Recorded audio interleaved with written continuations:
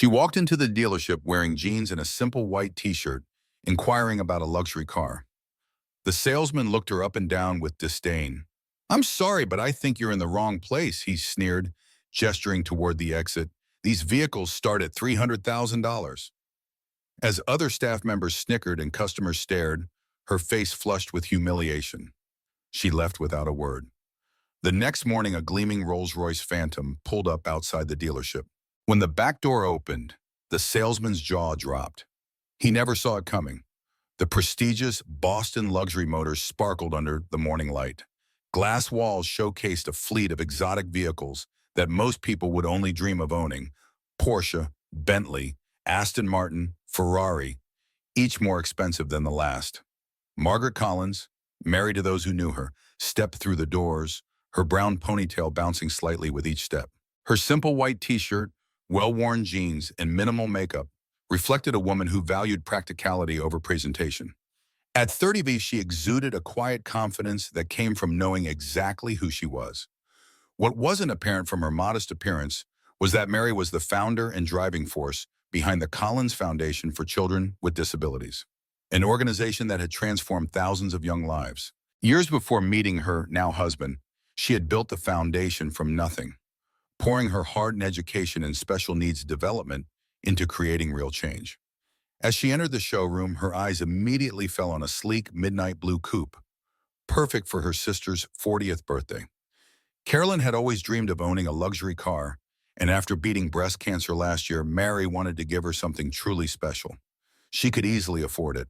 Her foundation's success and personal investments had made her comfortable in her own right, though few knew that. Across the showroom, Blake Thompson adjusted his blue tie and straightened his navy suit jacket. As sales manager, he prided himself on being able to spot serious buyers instantly.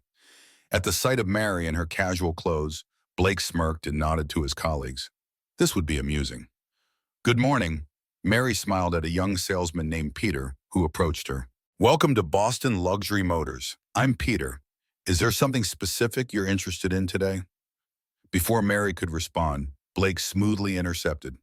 "I'll handle this, Peter," he said, then turned to Mary with a practiced smile that didn't reach his eyes. "Looking for directions, ma'am?" And just like that, Mary's day at the dealership began, a day that would change perspectives for everyone involved. "Actually," Mary replied pleasantly, "I'm interested in that midnight blue coupe." She pointed to the $285,000 vehicle displayed on the elevated platform. Blake Thompson's smile tightened. He'd seen this before, people wandering in to daydream about cars they could never afford. With end-of-month quotas looming and 3 serious buyers expected that afternoon, he had no time for fantasies. "That's the limited edition Azure. Only 15 were made this year," he said, emphasizing each word as if speaking to a child. "Perhaps I could direct you to our used car division. They're in a separate building about 3 blocks east." Mary noticed how his eyes darted over her simple clothing, lingering on her scuffed sneakers. She was accustomed to such judgments. Most people had no idea she deliberately chose this way of living, finding freedom in simplicity, despite having access to immense wealth. "I'd really like to learn more about this one," she persisted politely. "Is it possible to see the interior?" Blake's expression soured. Behind him, 2 salesmen exchanged knowing glances. "The Azure is by appointment only," he lied smoothly. "Our serious clients typically schedule private viewings." Just then, a couple dressed in designer clothing entered. Blake's demeanor transformed instantly. "Please excuse me," he said to Mary, without actually looking at her. "Why don't you take a brochure? Peter can help you with that." He strode toward the couple, arms outstretched in welcome. "Mr. and Mrs. Harrington, wonderful to see you again." Peter, the younger salesman, approached Mary with an apologetic smile. He couldn't have been more than 25, and his suit seemed a size too large. "I'm sorry about that," he said quietly. "Would you like me to tell you about the Azure?" "I would, thank you," Mary replied. As Peter enthusiastically described the vehicle's features, Mary noticed Blake leading the well-dressed couple directly to the Azure. He opened the door with a flourish, inviting Mrs. Harrington to sit inside. The same car he'd claimed was appointment only. "That's quite all right," Mary assured the now uncomfortable Peter. "I understand how these things work." Across the showroom, Blake was performing his well-rehearsed sales routine. This particular model has a waiting list of 8 months, he told the Harringtons, but I've set aside one for special clients. Mrs. Harrington ran her hand along the leather interior. It's exquisite, but I'm not sure about the color. We could certainly discuss custom options, Blake assured her. Mary approached quietly, standing just within earshot. Excuse me, she said. I was hoping to inquire about purchasing this model. Blake's face reddened. As I mentioned earlier, this vehicle is being shown to these customers, he said with barely contained irritation. Perhaps you could come back another time, or as I suggested, check our used car options. The couple looked uncomfortably between Blake and Mary. I'm specifically interested in this car, Mary stated calmly, for my sister's birthday next month. Blake stepped away from the Harringtons, lowering his voice. Look, I understand people like to dream, but this is a place of business. That vehicle will cost more than most homes. Now, I've been patient, but you're interrupting a legitimate sale. Several nearby customers had stopped to watch the uncomfortable exchange. Peter hovered anxiously at the edge. I'm prepared to make a cash purchase today, Mary said, maintaining her composure. That was when Blake's professional veneer completely cracked. He laughed, a short, harsh sound that echoed across the showroom floor. Several heads turned. A cash purchase? Really?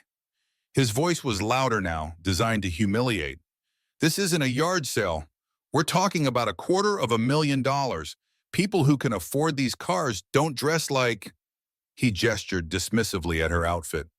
Mary felt her cheeks flush, not from embarrassment, but from a slow-building anger. Not for herself. She'd experienced such treatment before, but for anyone who had ever been judged by their appearance. I believe my money is as good as anyone else's, she said quietly. Blake stepped closer, towering over her. Let me be clear, he said, no longer bothering to hide his disdain. You are wasting my time and embarrassing yourself. Either make an appointment for a serious discussion, dressed appropriately, or please leave the premises. The showroom had gone silent. The Harringtons had stepped on away from the car, visibly uncomfortable. Is there a problem here? A newer voice joined the conversation. The dealership's owner, Richard Mason, attracted by the commotion. Blake straightened his tie.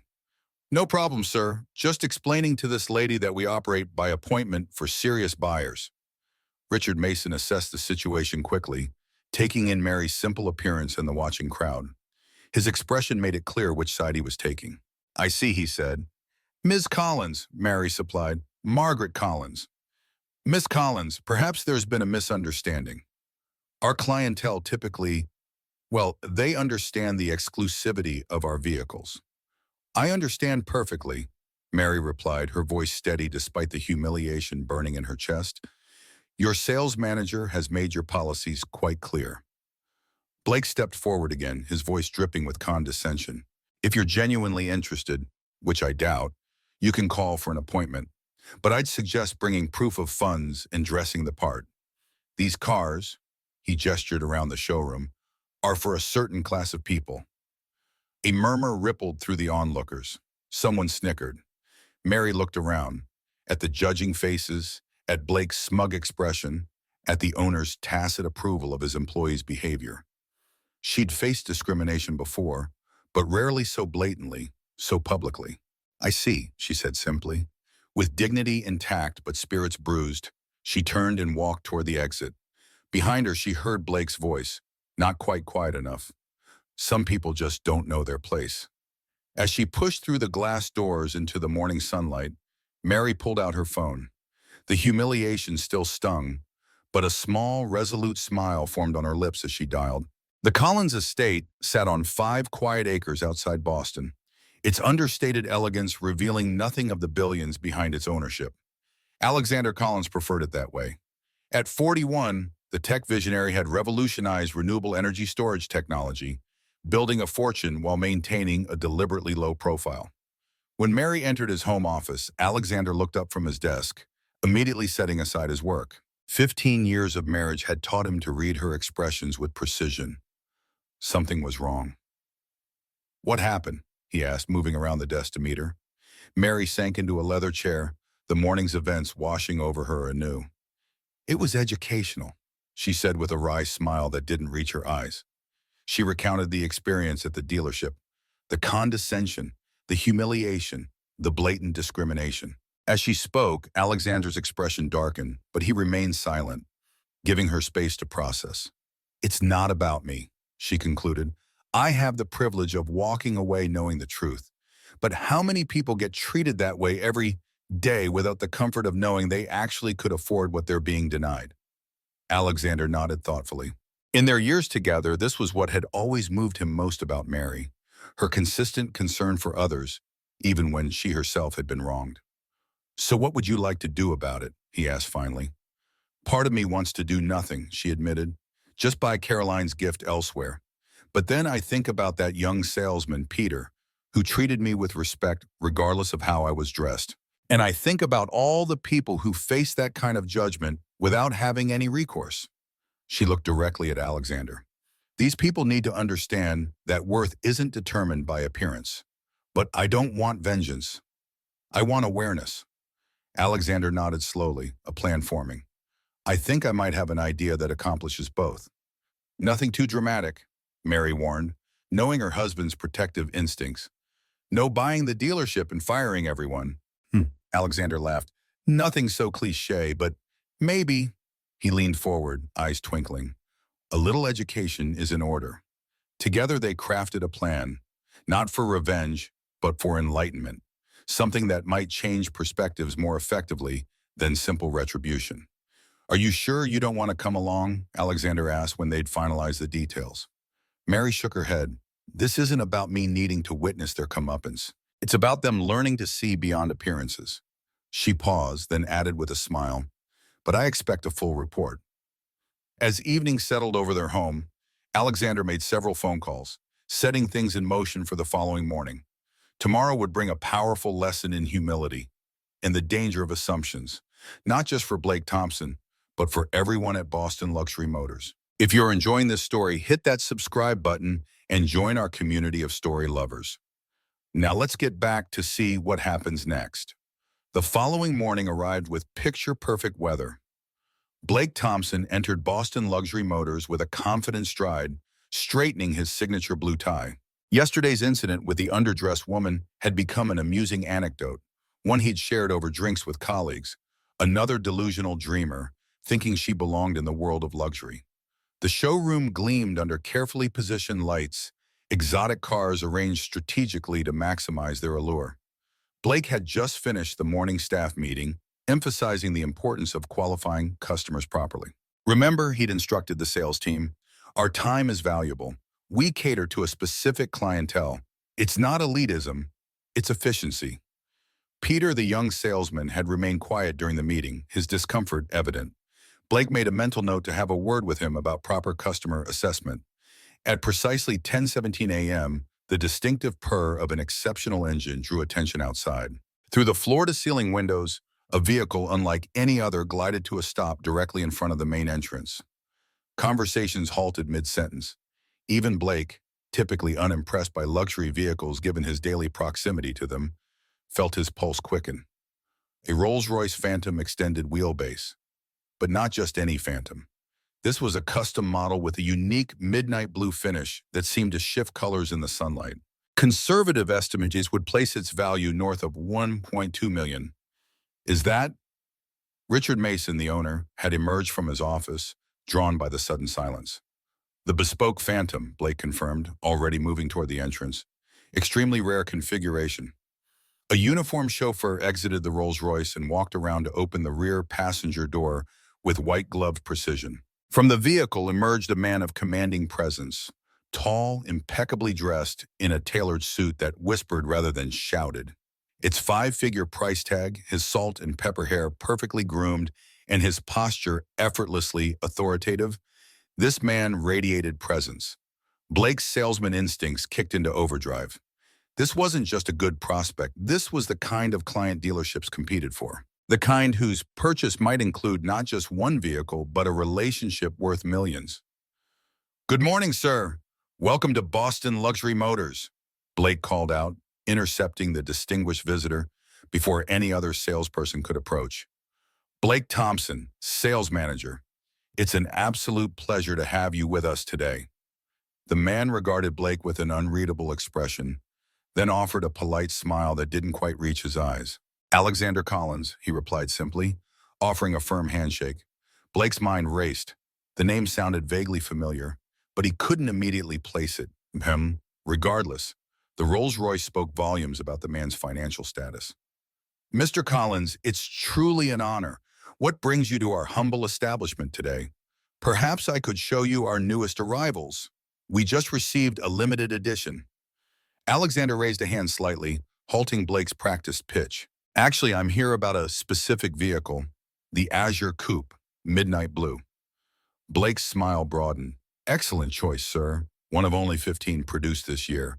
I'd be delighted to show you. It's actually right over. I know where it is, Alexander interrupted smoothly. My wife was here yesterday expressing interest in it. Blake's customer service smile remained fixed, though confusion flickered in his eyes. Your wife, I don't recall. Perhaps one of my colleagues assisted her? Alexander's expression cooled noticeably. No, Mr. Thompson, you assisted her, or rather, you refused to assist her. Margaret Collins. She was wearing jeans and a white t-shirt. You suggested she might be more comfortable looking at used cars. The blood drained from Blake's face as realization dawned. Behind him, he heard a small gasp from Peter, who had been hovering nearby. Mr. Collins, Blake stammered, his usual smooth delivery abandoning him. There must be some misunderstanding. We welcome all customers here. By now, Richard Mason had approached, sensing a situation developing. Is everything all right, Blake? Alexander turned his attention to the owner. Madar Mason, I presume? Richard Mason, yes indeed. Welcome to Boston Luxury Motors. Thank you. I was just explaining to Mr. Thompson that my wife visited yesterday, interested in purchasing the Azure Coupe as a gift for her sister. She was, however, treated in a manner that I find troubling. Richard's expression shifted rapidly, from welcoming to concerned. I'm sorry to hear that. I believe I was briefly involved in a conversation, but I wasn't aware of all the details. Alexander nodded thoughtfully. The details include your sales manager here suggesting that people like her don't belong in an establishment like this, based solely on her casual attire. By now, a small crowd had gathered, other salespeople, support staff, and even a few early customers. The showroom had gone completely silent. Mr. Collins, Blake began, desperation creeping into his voice. If there was any misunderstanding, Blake began, but it wasn't a misunderstanding. Peter suddenly spoke up. All eyes turned to the young salesman, who looked surprised at his own courage. Miss Collins was treated poorly. She was polite and specific about her interest in the Azure, and she was dismissed repeatedly based on her appearance. Blake shot Peter a withering look, but the damage was done. Alexander turned back to Richard Mason. You know, it's interesting. My wife founded and runs the Collins Foundation for Children with Disabilities. It's been her life's work since before I met her. She's raised over $50 million for specialized medical equipment and educational programs. He paused, letting it sink in. Mary chooses to dress simply because she believes in living modestly, despite our means. She finds it keeps her connected to the families she helps. It's one of the countless reasons I love her. Richard Mason had gone pale. Mr. Collins, I assure you, this does not reflect the values of our dealership. We pride ourselves on actions speak louder than mission statements, Mr. Mason, Alexander interrupted firmly. Now, regarding the Azure, I'm not here to purchase just one vehicle. Blake perked up slightly at this, a glimmer of professional hope breaking through his distress. I was planning to purchase the Azure for my wife's sister, as Mary intended. But I was also considering a fleet replacement for our corporate vehicles, 7 in total. And my personal collection could use updating as well. Mason's eyes widened. A sale of that magnitude would meet their quarterly targets in a single transaction. However, Alexander continued, I find myself questioning whether this is the right establishment for such a significant investment. The silence in the showroom was absolute. Blake looked physically ill. Mr. Collins, Richard began desperately, I cannot apologize enough for this unfortunate incident. I assure you, this is not how we conduct business. Please, allow us to make this right. Alexander considered this for a moment. Perhaps there is a way forward, he said finally, but it would require more than just selling me cars. Anything, Richard assured him quickly. The Collins Foundation is hosting a benefit gala next month. We're raising funds for a new adaptive sports complex for children with physical disabilities. He turned to the mortified sales manager.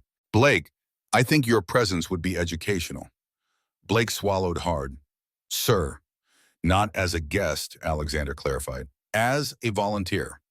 The foundation is always looking for people to help with setup, assist the children, to see firsthand the work being done. The implications were clear. This wasn't just about selling cars anymore. It was about learning a fundamental lesson in human value. Additionally, Alexander continued, addressing Richard Mason, the dealership might consider implementing a training program on unconscious bias. I know several excellent consultants. Richard nodded emphatically. Absolutely. We would welcome such an initiative. As for the vehicles, Alexander turned to Peter, the young salesman who had spoken up. I'd like you to handle all the paperwork, starting with the Azure for my sister-in-law. Peter's eyes widened. Me? Thank you, sir. I'd be honored. Good, Alexander said with finality. Now shall we discuss the specifics of the corporate fleet? As they moved toward Mason's office, Alexander paused in front of the Azure, running his hand along its sleek contour. My wife has excellent taste, doesn't she? Behind them, Blake Thompson stood motionless, his perfect world fundamentally altered. The harsh truth had finally dawned on him. He had revealed his character, not by how he treated those he thought were important, but by how he treated those he believed were not. 1 month later, the Collins Foundation Benefit Gala transformed the Grand Boston Hotel into a celebration of possibility. Children with various disabilities and their families mingled with donors, medical professionals, and supporters. Near the entrance, Blake Thompson, dressed not in his usual attire but in the event staff uniform, directed guests and assisted a young boy in a wheelchair. The past month had changed him profoundly. His volunteer work at the foundation had started as an obligation, the price of professional survival. But something unexpected had happened. As he witnessed the challenges these children faced daily and the dignity with which they met them, his perspective began to shift. Across the room, Mary Collins, elegant in a simple blue dress, approached him. Despite knowing who she was now, Blake was struck again by her lack of pretension. How are you finding the experience, Blake? She asked. He considered the question seriously. Humbling, he finally answered, and necessary. Mary nodded. Thomas seems to have taken a liking to you, she observed, referring to the boy in the wheelchair. He's teaching me about adaptive basketball, Blake admitted. Apparently I have terrible form. This drew a genuine laugh from Mary. He's an honest coach. Blake's expression grew serious. Mrs. Collins, I know I've apologized formally, but I need to say it directly. I'm truly sorry for how I treated you. There's no excuse. You're right. There isn't, she agreed, but without malice. The question is, what have you learned? That worth isn't determined by appearance, position, or possessions, he said thoughtfully, and that everyone deserves respect until they prove otherwise, not the other way around. Good lessons, Mary acknowledged. Expensive ones too, I imagine. Blake nodded ruefully, thinking of the substantial business the dealership had lost when Alexander Collins decided to purchase only the Azure and not the additional fleet. Worth every penny, he replied sincerely. Across the room, Alexander joined them, placing a gentle hand on his wife's shoulder. Blake was just sharing some of his insights, Mary explained. Alexander nodded. I hear you've become quite involved with the adaptive sports program. Yes, sir. In fact, I've signed up to continue volunteering after my required period, Blake said. He hesitated, then added, and I've been working with Mr. Mason on revamping our customer approach at the dealership. No more qualifying by appearance. I'm glad to hear it, Alexander said, then surprised Blake by adding, which reminds me, that corporate fleet I mentioned, we're still in the market. Perhaps you could handle that transaction. Peter speaks highly of how you've been mentoring him. Blake's expression registered shock before settling into genuine gratitude. I would be honored, Mr. Collins, truly honored. Later that evening, as the event wound down, Blake watched Mary and Alexander Collins working the room, not flaunting their wealth or influence, but connecting genuinely with each child and family. He reflected on how completely his perception had been transformed. A month ago, he would have dismissed someone like Mary Collins based on her casual appearance. Now he understood that true value ran deeper than designer labels, luxury cars, or executive titles. As Blake helped Thomas back into his wheelchair after a photo session, the boy grinned up at him. "You know what, Mr. Blake? You were pretty cool. For a grown-up." Blake smiled. "Coming from you, Thomas. That's the highest compliment I've received in a very long time." And he meant it. We all make judgments based on appearances, don't we? But as Blake Thompson discovered, looking beyond the surface can reveal extraordinary people and life-changing opportunities. If this story resonated with you, please hit that subscribe button and join our community of story lovers. We'd love to hear your thoughts in the comments below. Have you ever misjudged someone based on their appearance or been misjudged yourself? Your experience might inspire others. And remember, the true measure of wealth has nothing to do with your bank account. It's about how you treat others when you think no one important is watching. See you in our next story, where another powerful lesson awaits.